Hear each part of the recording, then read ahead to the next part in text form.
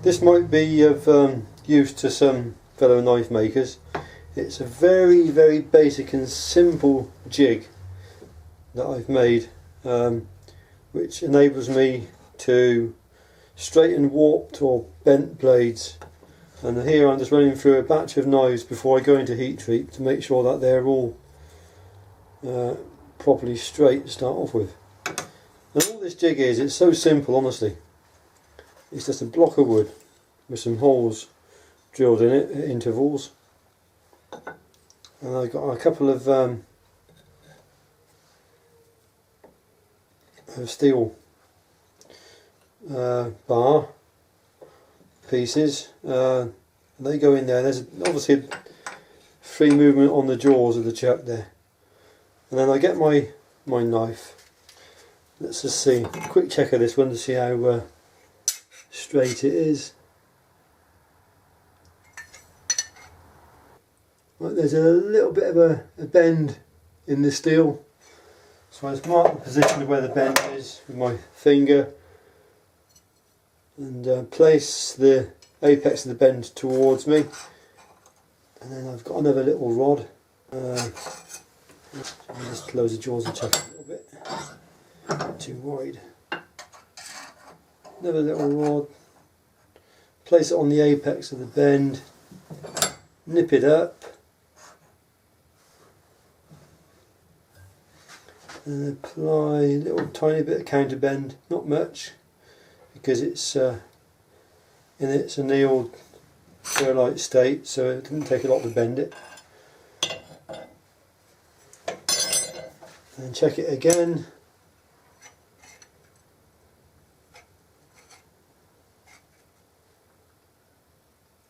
And that is more or less perfect. And just a very slight, tiny slight bend just here. Again, nip it up. Just a slight deflection of the blade. I got a line on the wood as well, which shows me slight deflection, and then take that out.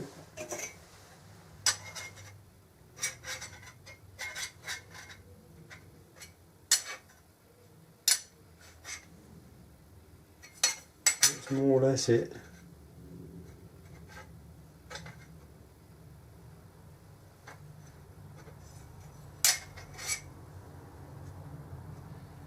Slight counter bend just there. Just there. Just another little tiny bend. You can be really finicky with it. You get all the tiny little bends out.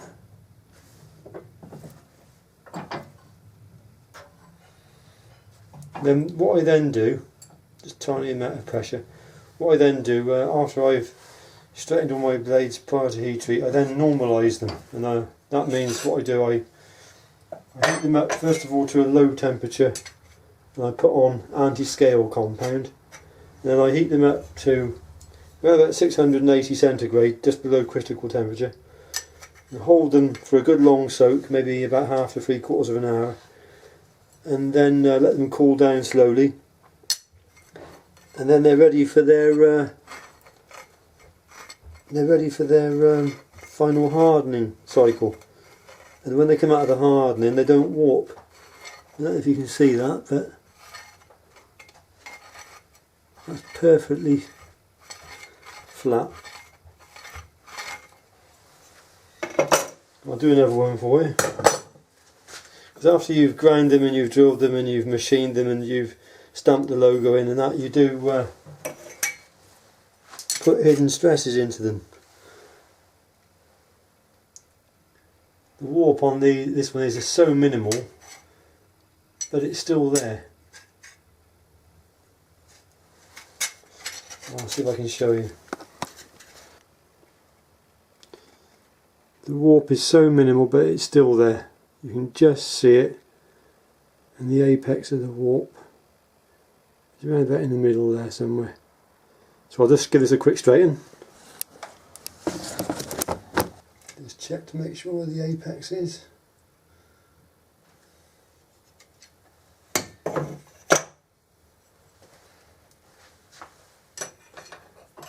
Just there. Just line it all up. So it's only a small warp, there's a slight amount of pressure, a little tweak like that's all it needs. Leave it for a few seconds and then relieve that. Look again, and that's as good as you're going to get it.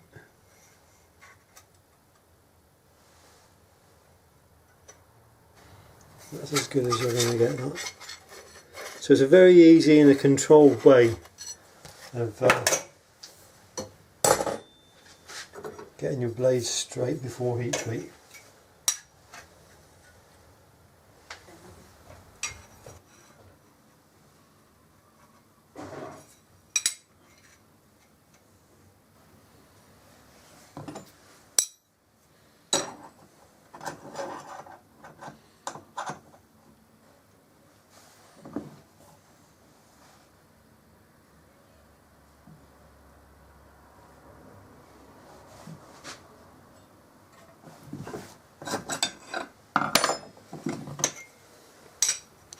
There, and you can see the view I got of the blade, so I can just see. I just give it a slight little tweak, just take it slightly past the bend, put a counter bend in, and then it's a matter of just judging it, but you soon get the hang of it, and then you get your blades all nice and straight.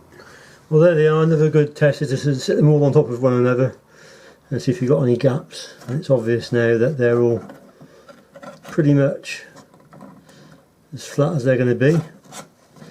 So I'm happy with that. Now, if I didn't normalise these, when I go to quench them, there's every chance that they'll warp again, because they got hidden stresses in the steel which you can't see. Another way of thinking about that is that the steel is a little bit busy because it's had 6 or 7 tons of pressure on the stamp in there. It's had drills going through, drilling the steel, it's been ground, it's been profiled. All these machining tasks and operations, they impart stresses and strain within the steel. So it's busy. The steel is a bit busy. Is a term I've heard mentioned. And so by normalising it, what you do, you make the grain structure of the steel become very calm and very quiet, and that means that when you then go to quench, the steel then just stays nice and straight. Well, here's a trio of classics I've just finished. In typical Jack Law fashion, I like to show my work. Sorry about the dust in here. First up is Lucas, a friend of Lee, who wanted a basic Jack Law. Sorry about the marks on the sheath from my hands and the dust. Although I got a good dust extraction, you still get fine particles on the work surfaces. As you can see, we've got a dark brown sheath with red thread, and the logo. This is a straight town 4mm.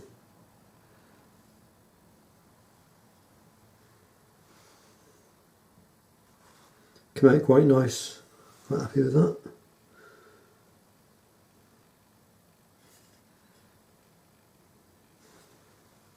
With red liners to match, and stabilised oak, plain pins, apexed pommel.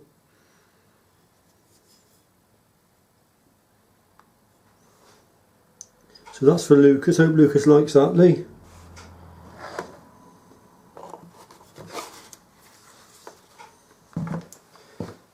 Next up is Adam. I think he goes by the name Bushcraft Bearcat. I'm not absolutely sure, I think it's Bushcraft Bearcat.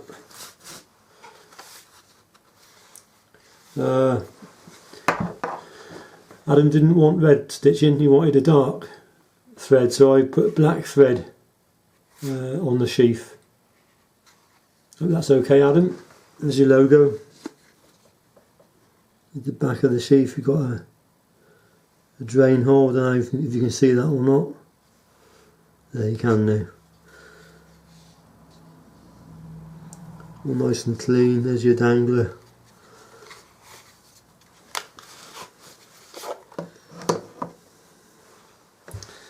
There's the knife. This is stabilised koa wood from my friend Keith, who lives in Hawaii. That wood came out beautiful, Keith. I've got 4 more pieces to stabilise. It came out really well. This one's got a tapered tang and red liners, mosaic pins. Again with a slight apex to the back of the pommel.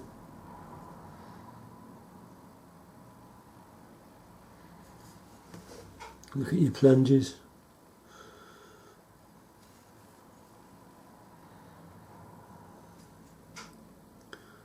And look at the tip. So that's that. That's going over to the States. Last up is Mike. This is a matching red thread to match the fibre liners.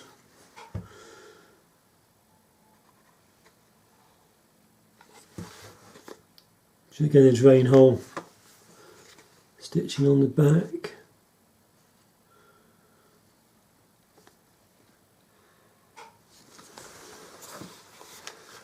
This is thinner knife, 3mm,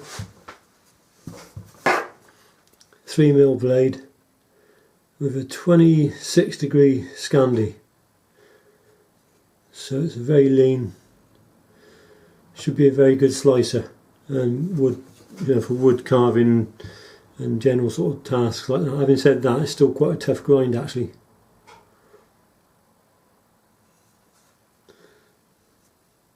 There's the plunges, the liners. Look at the wood, absolutely stunning wood from Hawaii, curly koa wood.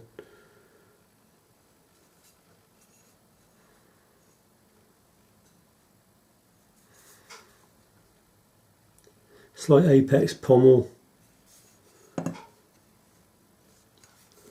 and the tip. I can see the tip. There you go. So that's that. Those are the 3 knives completed.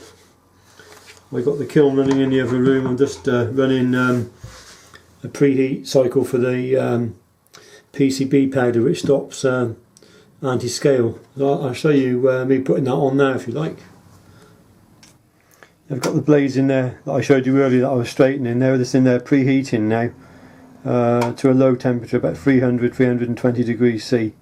That just heats the steel up and allows me to melt this powder. It contains borax, I assume. I got this from USA Knife Maker, and basically what it does, it seals the blade and protects it from oxygen whilst it's at its critical temperature within the kiln. So it's just a matter now of pulling them blades out and sprinkling this powder onto them, and the powder melts and forms that airtight seal.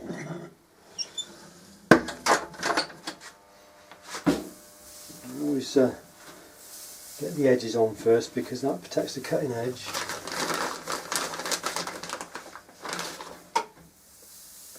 You can hear it hissing.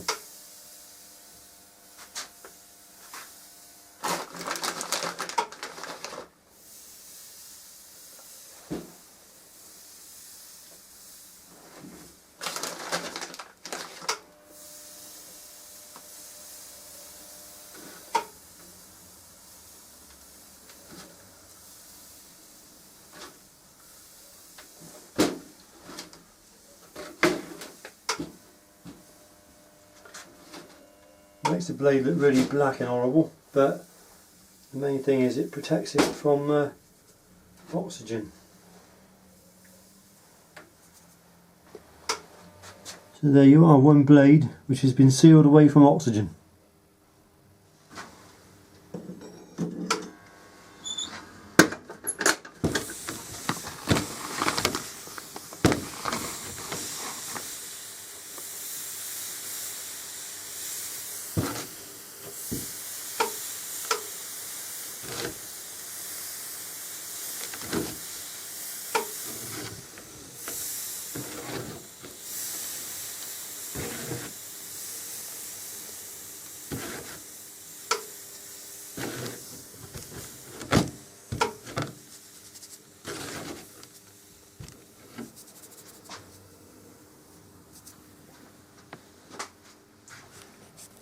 Well, that's the blades back in the kiln, ready for their stress relieving cycle now.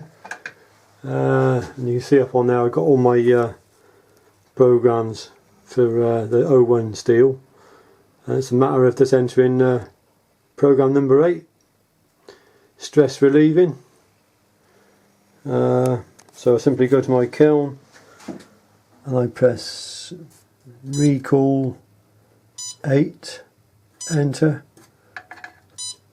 and enter again, and then that will run my stress relieving cycle. You hear the kiln beginning to fire up.